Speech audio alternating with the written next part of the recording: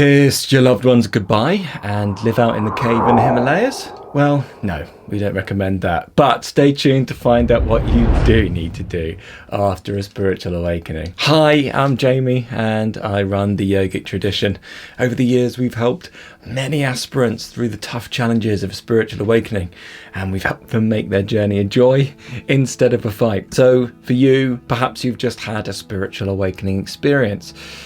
Bet you didn't see that one coming, huh? Right now, you're probably like a deer caught in the cosmic headlights, combing through the internet for some kind of clue, some sniff as to what just happened to you and what the bloomin' hell is coming next. And all you've got is a cacophony of voices, a tornado of conflicting advice that's probably doing more harm than good. Am I right?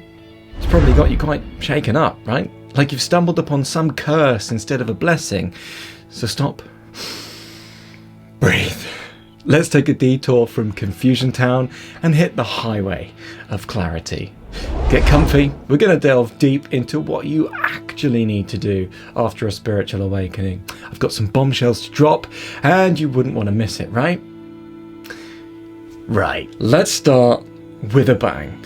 And now brace yourselves, spiritual egos, because I'm coming in hot. And what I'm about to say might shake you to your core. Meditation is not a task or something that you do, but a state of being, and that state of being is earned through the practice of yoga. Now, I can hear the keyboards clickety-clacking away from here, ready to set the comment section on fire. But hold your horses and your judgment. Let's dive a little bit deeper. Meditation as a practice, brilliant, really brilliant, but it's not step one.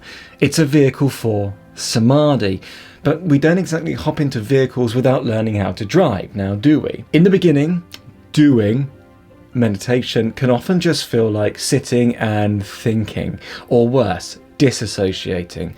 And that's because our inner drama king or queen, the me in the mind, is at the steering wheel. So let's dethrone that self-centered, self-absorbed, self-righteous monarch of the mind, shall we? Because it's the only way we're going to connect with the bliss that we're actually seeking. So it's time to fill up your system with so much prana, or energy, that the misery-making me in the mind can't get a word in edgeways. And even if it does, you aren't going to bother leaving your seat of well-being, of power, to listen to the negative murmurs of it, because you'll know better through experience. It's just gonna dim you. And when that pesky me is finally silenced, the beauty of meditation as a state of being emerges. Just like the sun breaking through the clouds of a storm. It's a profound revelation. The state of being of meditation is actually what you are. It's not something that you do. So it's more something that's cultivated, because we have to move away from that which we're not to realize it. And so here comes the million-dollar question. How do we keep that me in the mind in check?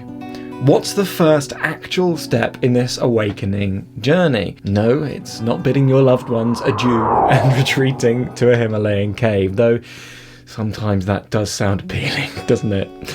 The real answer? Well, it's asana. Not the stretchy, sweat-drenched gym version of yoga that you're thinking of, but the authentic practice, the kind that marries your breath, mind, and energy together into a harmonious rhythm, facilitating the flow state and chipping away at those dense karmic layers. Now, I get it. The West has taken a jigsaw and perhaps a petrol bomb to yoga. So if you think you've tried it, you probably haven't. That's where our app Undercover Yogi steps in to save the day. It's a trove of free sadhana, live calls for your personal guidance, and a community of beautiful souls on similar paths. And the best part, it's totally free to download. But hey, if you're still trawling through internet blog posts, getting tangled in a web of misinformation, it's time to stop. If it's confusing you, instilling fear, or even making you feel superior to others, it's probably not serving you well. And that brings me to vibrations. There's a lot of fluff and misinformation out there about raising your frequency, so let's debunk that together in this video here.